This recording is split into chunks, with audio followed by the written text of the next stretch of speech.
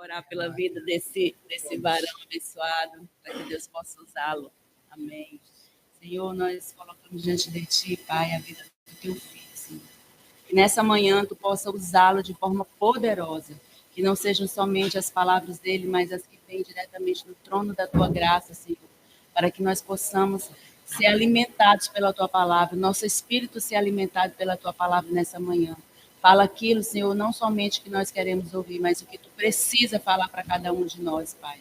Que os nossos corações estejam abertos para que possamos aplicar, Senhor, essa verdade nas nossas vidas e vivermos a palavra em obediência, Senhor Jesus, e com temor. É no nome de Jesus que eu entrego a vida dele nas Tuas mãos. Usa-o, Senhor Jesus, como canal de bênção. Em nome de Jesus. Amém. Amém. Amém. Amém. Graças a Deus.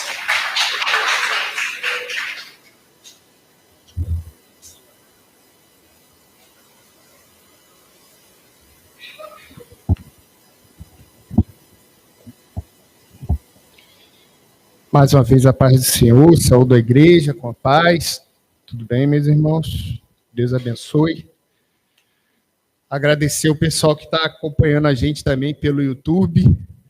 Certamente o pastor Sérgio está dando aquela olhada que eu conheço bem, meu amigo, além de ser meu pastor, é meu amigo, pessoal. E mando a todos um glória a Deus, que Deus possa agir grandemente na vida de vocês que estão aí no YouTube, que vão ver essa mensagem posteriormente, né? Que estão acompanhando a gente agora, lá no continente, ou aqui na Madeira mesmo. Lembrando aos irmãos de pedir para quando receber, compartilhar, curtir, comentar, se possível, que existe um negócio chamado hoje em dia algoritmo, né? Essa máquina perversa que muitas pessoas usam, é importante para que outras pessoas vejam o nosso trabalho aqui, que possam se inspirar e chegar a palavra de Deus a mais pessoas. Então, eu peço aos irmãos encarecidamente que compartilhem, que curtam quando receber a palavra e que possam movimentar isso e usar o algoritmo a nosso favor. Não a nosso favor, mas a favor da palavra de Deus, né, que é o mais importante.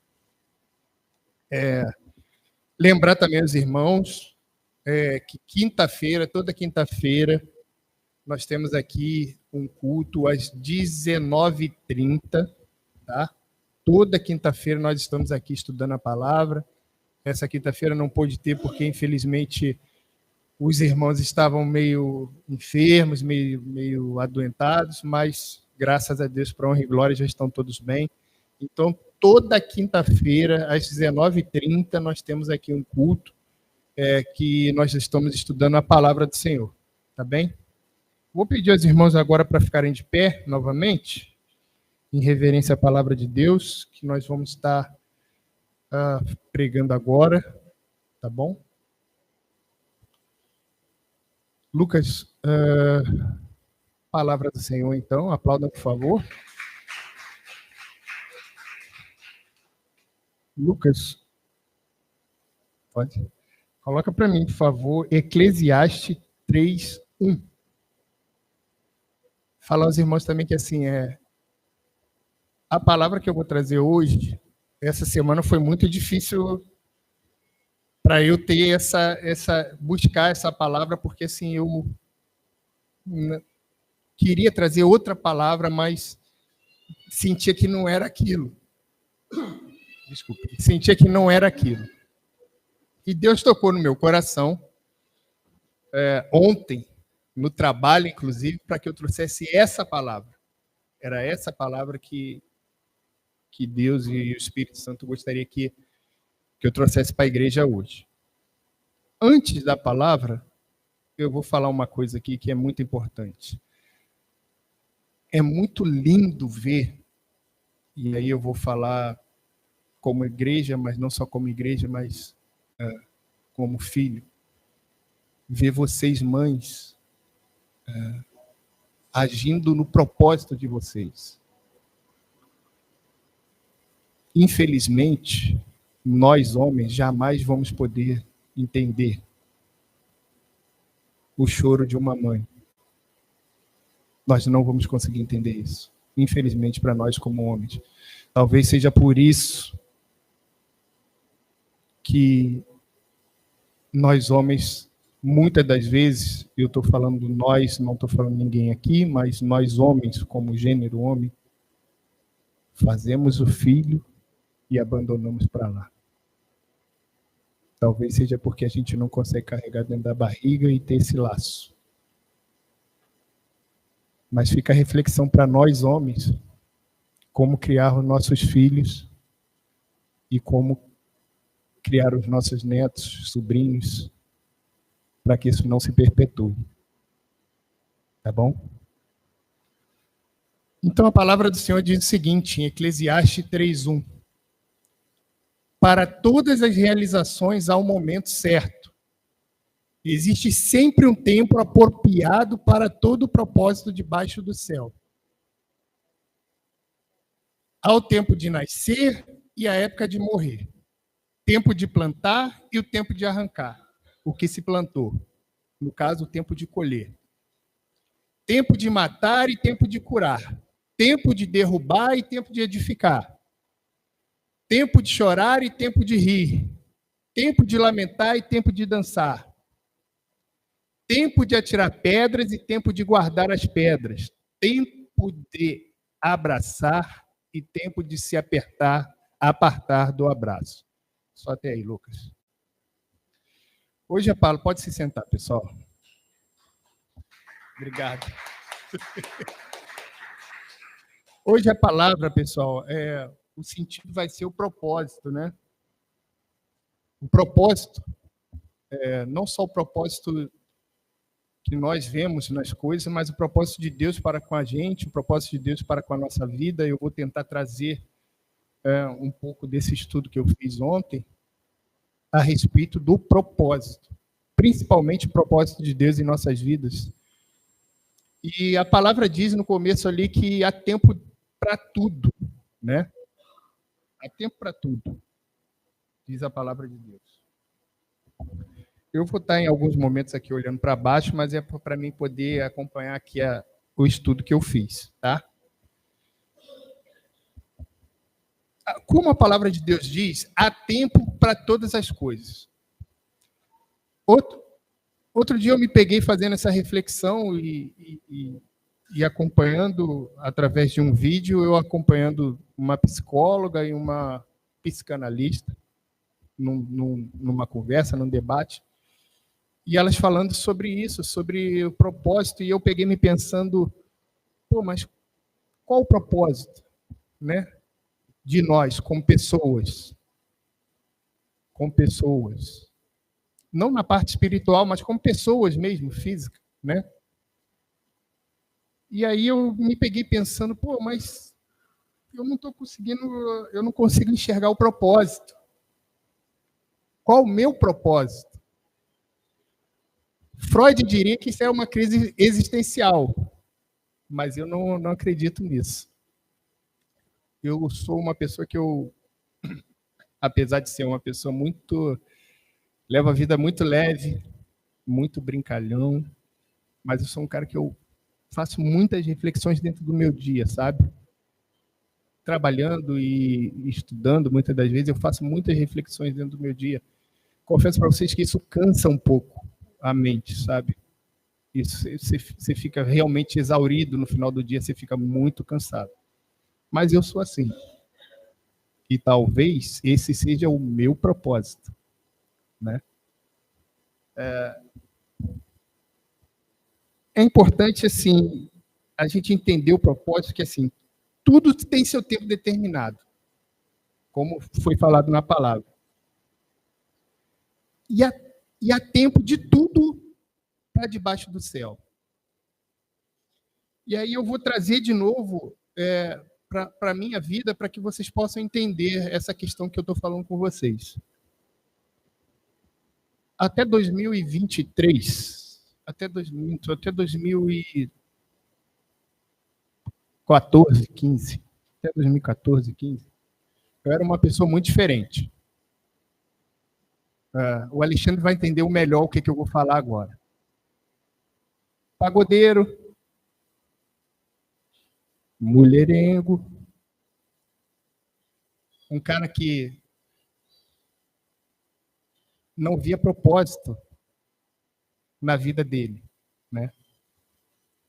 Existia um vazio. Existia um vazio.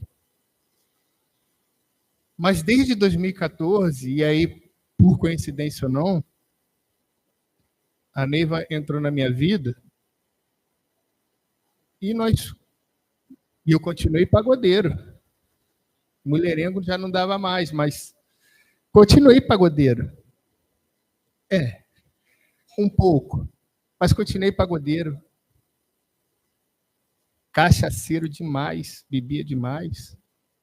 Problema seríssimo com álcool. Que a gente, às vezes, fica contornando palavras, mas a verdade é o seguinte: eu era um alcoólatra, essa é a verdade. Se você não consegue ficar um final de semana sem tomar uma cerveja, uma coisa, procura ajuda urgente, porque só vai piorar. Para começar, você não deveria nem estar bebendo. A verdade é essa. Mas se você não consegue ficar sem fazer isso, procure ajuda. Porque vai piorar, e vai piorar muito. E a tendência é você perder tudo. Família, filhos, amigos, trabalho, renda, dinheiro nem se fala. Dinheiro você já perde de cara. Então procure ajuda rápido. Mas comecei a ver um propósito na minha vida.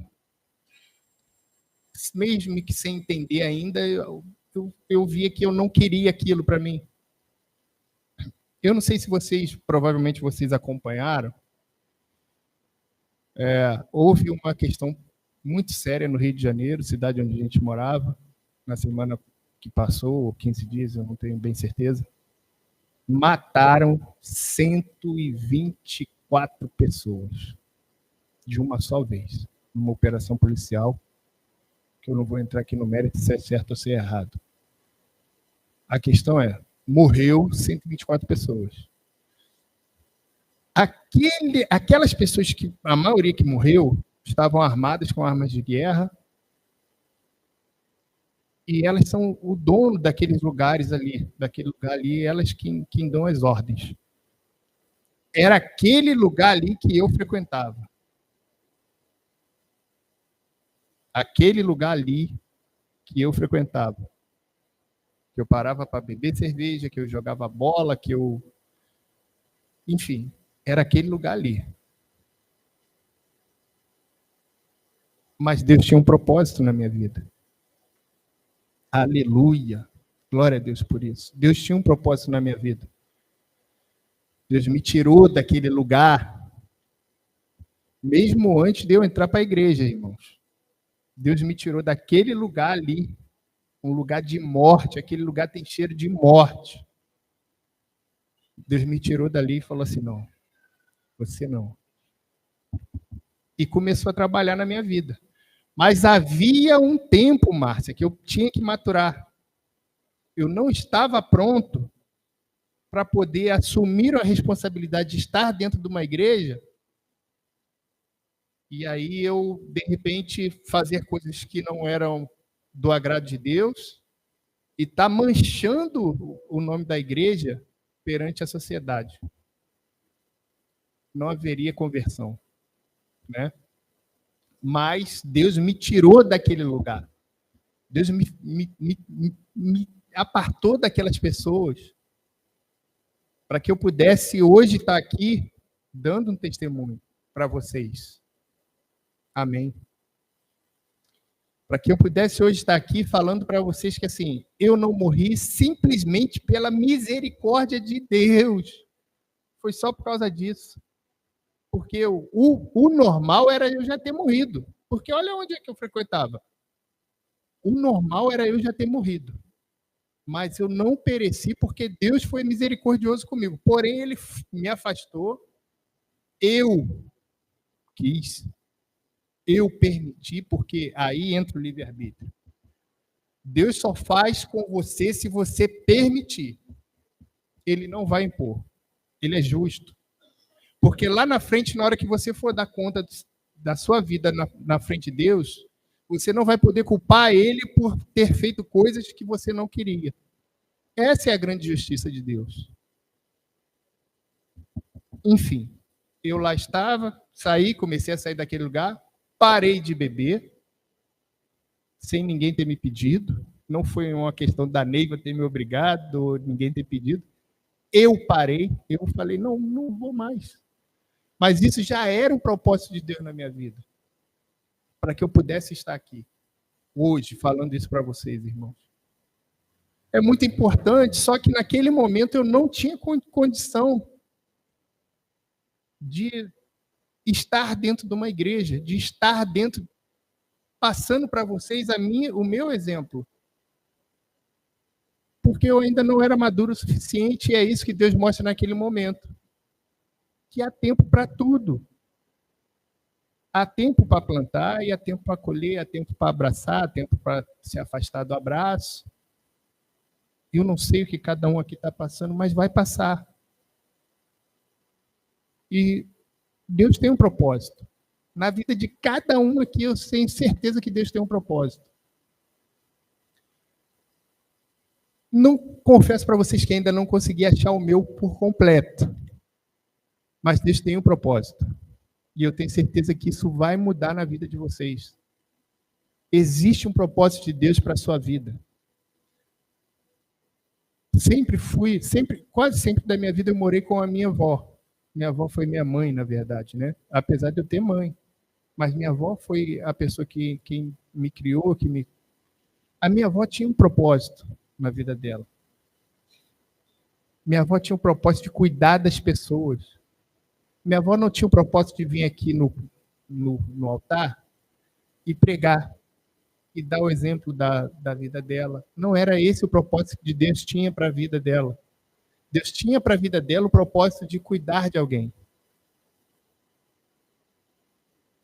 O propósito da vida das pessoas, às vezes a gente confunde muito com dom. É normal. Mas as pessoas, todas as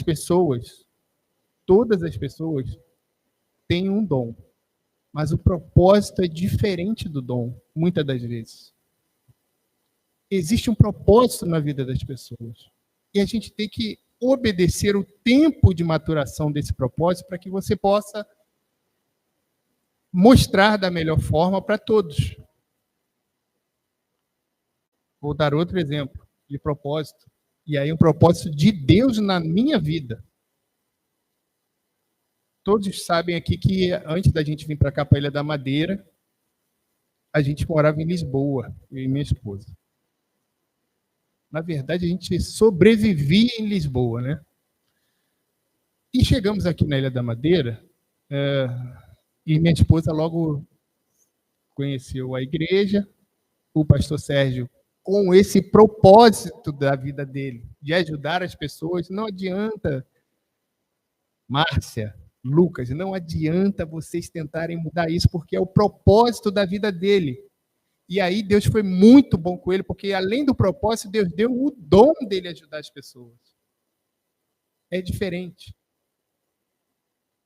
Quando isso acontece, isso é mágico, sabe?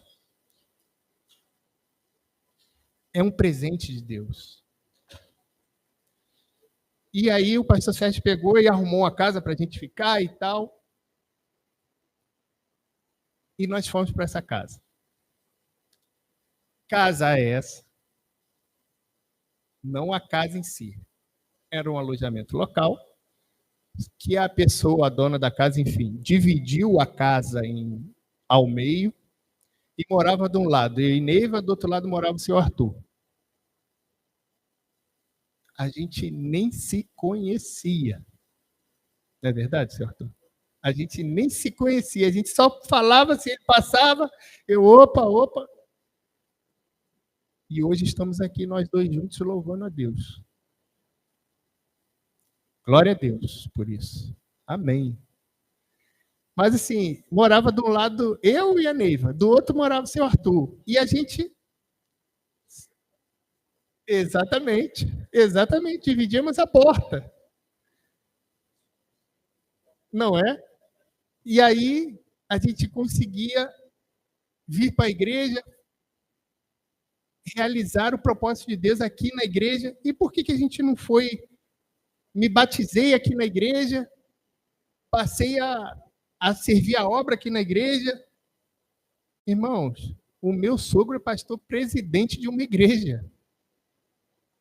Eu poderia estar fazendo isso no Brasil, poderia, mas não era o propósito de Deus nós estarmos lá fazendo isso, apesar de ser a vontade do meu sogro, a vontade da minha sogra. Mas não é a vontade de Deus estarmos lá fazendo isso. A vontade de Deus era para que viéssemos para cá. Eu frequentei uma igreja que eu adorava também, lá em Lisboa, com uma igreja estruturada, uma igreja com uma situação muito vantajosa, sabe? Mas não era o propósito de Deus estarmos naquele lugar. O pastor lá pedia para mim me batizar lá, mas não era o propósito. E eu falava assim, não, pastor, depois a gente vê isso. Depois a gente vê. E aí, quando eu cheguei aqui, o pastor Sérgio, eu vim à igreja e tal, e Deus tocou no meu coração que era para mim me batizar, e me batizei aqui. E foi exatamente do jeito que eu queria. Existia um tempo, irmãos, que a gente precisa obedecer. Eu sei, hoje em dia, a doença da sociedade chama-se ansiedade, porque a gente não respeita o tempo de maturação das coisas. A gente quer que as coisas aconteçam de forma na hora. Não vai acontecer. Não vai acontecer, porque as coisas precisam de um tempo de maturação. As coisas precisam de um tempo para que se mature, tenha maturação, para que se forme. Ou que se dê uma solução definitiva. Não, não é isso. E ponto final. E aí você também, como disse o hino, o louvor que minha esposa cantou, glória a Deus, igual o Jó falou, olha, Deus me deu, Deus tirou, se for o ponto final, glória a Deus por isso também. E a gente precisa entender essa questão do tempo. Eu sei que é doído, principalmente para quem quer que as coisas aconteçam muito rápido, e aí as redes sociais vieram com acelerar esse processo, porque assim, as coisas nas redes sociais acontecem muito rápido. É só você rolar o feed. Você rolou para cima, já tem outra coisa para você ver. Você rolou, isso é dose de dopamina na veia. E aí acontece muito rápido. E aí você quer transferir para a sua vida aquilo. Não vai dar certo. Porque a vida real as coisas precisam de tempo para maturar. Não adianta eu querer ter a mesma experiência do que o seu Fernando, do que o seu Manuel, do que o seu Arthur. Não vou. Não vou, porque eles levaram tempo para eles adquirirem a experiência que eles têm hoje de vida, para tratar a família, para tratar as coisas que eles tratam.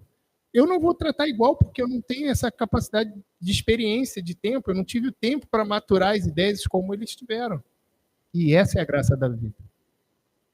Então, eu peço aos irmãos que entendam isso. As coisas precisam de tempo.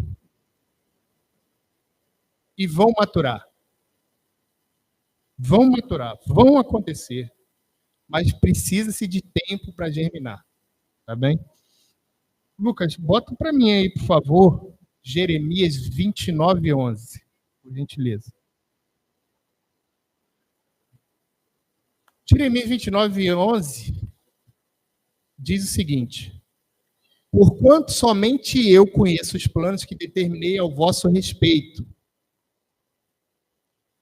Deus diz o seguinte: só eu conheço os planos que determinei ao vosso respeito.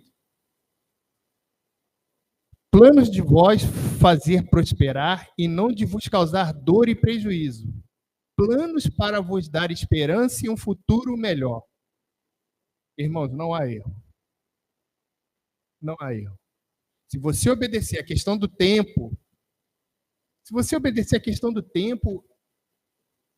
aquilo que está escrito ali Eu conheço os planos que determinei ao vosso respeito. Planos de vos fazer prosperar e de vos e não de vos causar dor e prejuízo. Ou seja, em algum momento vai acontecer. Agora, a gente tem que entender, nem tudo aquilo que a gente quer que aconteça é o que vai acontecer. Porque talvez não seja seu propósito, não seja o propósito de Deus para a sua vida. Deus tem um propósito na vida de cada um, como eu já disse antes, mas não é o propósito de Deus na sua vida, muito provavelmente o que vai acontecer. E aí a gente acha, tende a acreditar que Deus me abandonou. Eu sei, é assim, é humano. É assim, eu penso assim também muitas das vezes.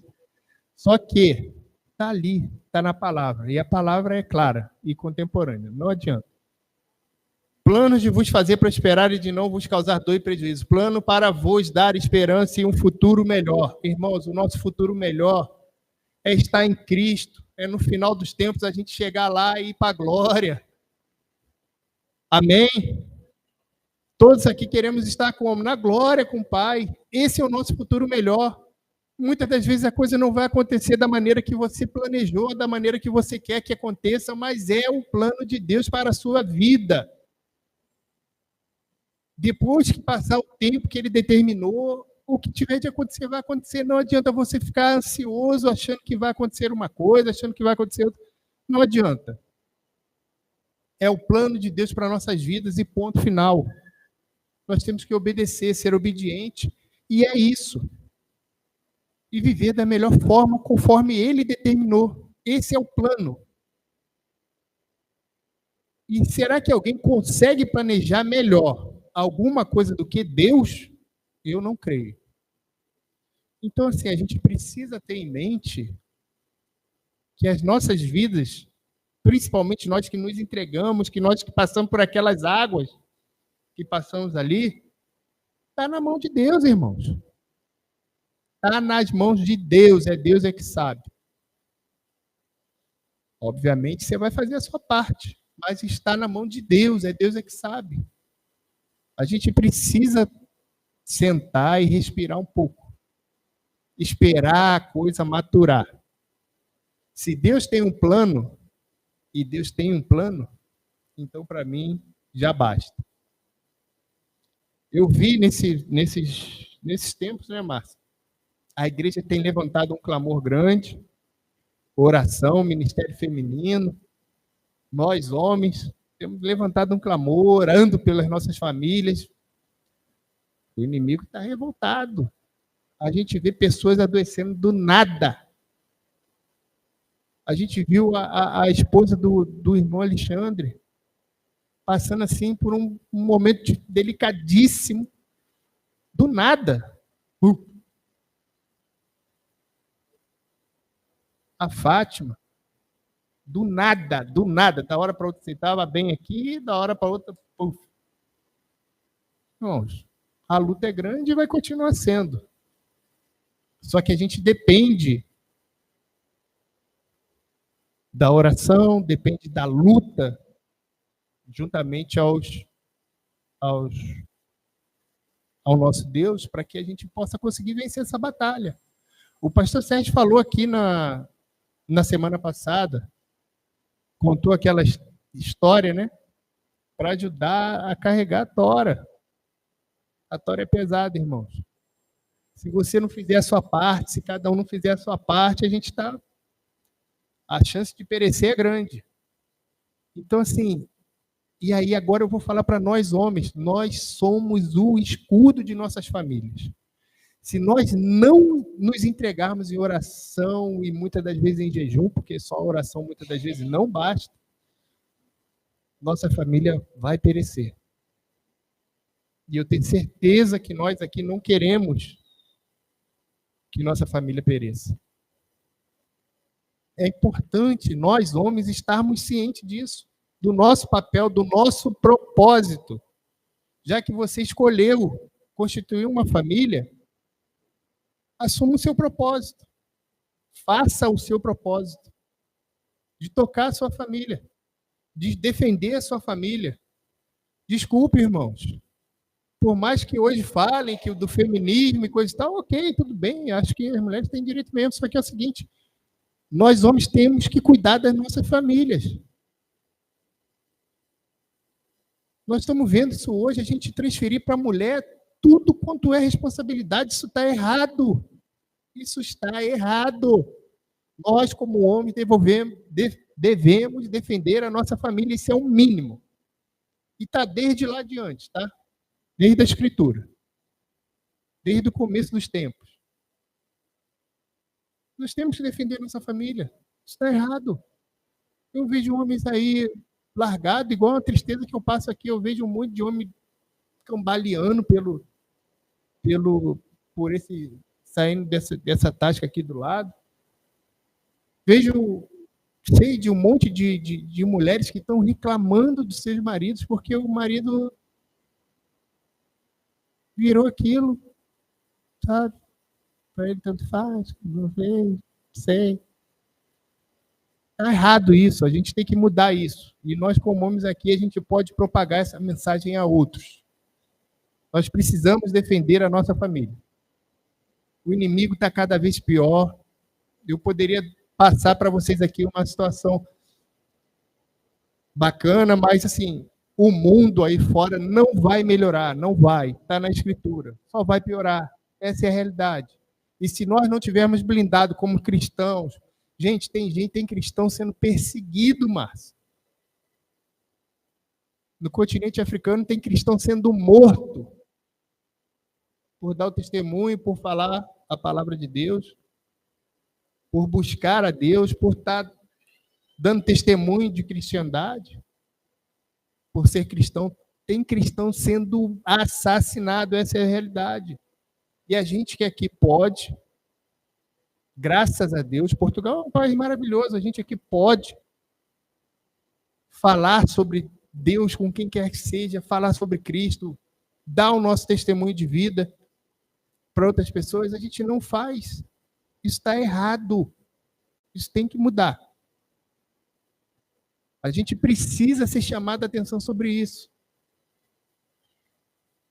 Com quantas pessoas hoje, nessa semana, com quantas pessoas você falou sobre Cristo? Sobre a sua fé? Nessa semana? Faça a reflexão para você. Com quantas pessoas? Familiar não vale.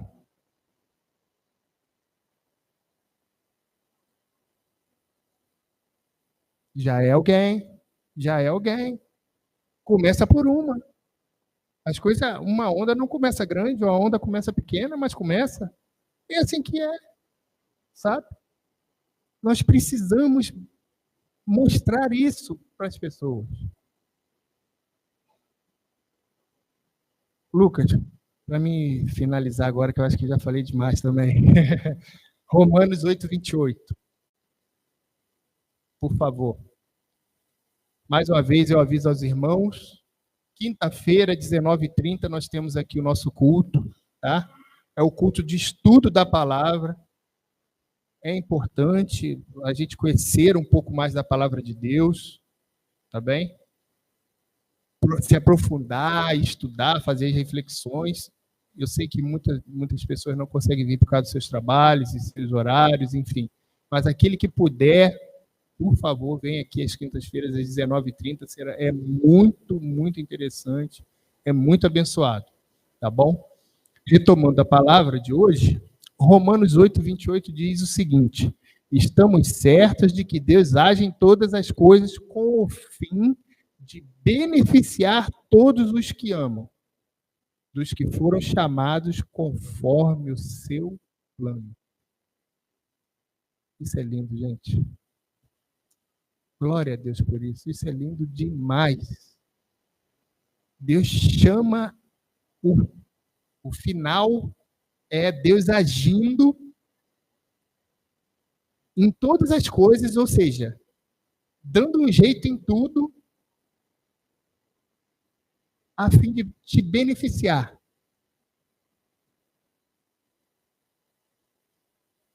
Tudo bem, e aí eu vou voltar de novo. A mãe, outro dia eu vi a Neiva falando o seguinte: eu com mãe, eu tomava banho com meu filho no colo, o outro pedindo para fazer não sei o quê, e eu ainda escovava o dente. O homem não tem essa capacidade. E aí eu não estou rebaixando o homem, eu estou falando a verdade porque é físico. O homem não consegue. E aí eu sei que isso irrita muito vocês, que às vezes a gente está fazendo alguma coisa e vocês estão falando aqui, só que vocês conseguem fazer isso. O homem não consegue. O homem não consegue. Não é pirraça. É sério isso. Eu posso mandar para vocês um vídeo de um psiquiatra explicando isso fisicamente. O homem não consegue, o homem não tem essa capacidade. Quer falar alguma coisa importante? Fulano, para aí o que você está fazendo que eu preciso falar com você. Ponto. Já fechei a gaveta do que eu estava fazendo, vou abrir a gaveta de ouvir ela. É assim. É assim. Eu sei que vocês, mulheres, têm essa capacidade de fazer diferente. De fazer tudo isso ao mesmo tempo. Nós não. Está errado? Não está, gente. Nós, homens, estamos errados por causa disso? Sim ou não? Gente, vamos, acorda aí. Sim ou não? Não. É isso. Não tem essa capacidade. E as mulheres estão erradas de estar fazendo um monte de coisa ao mesmo tempo? Também não. São só diferentes. Um complementa o outro.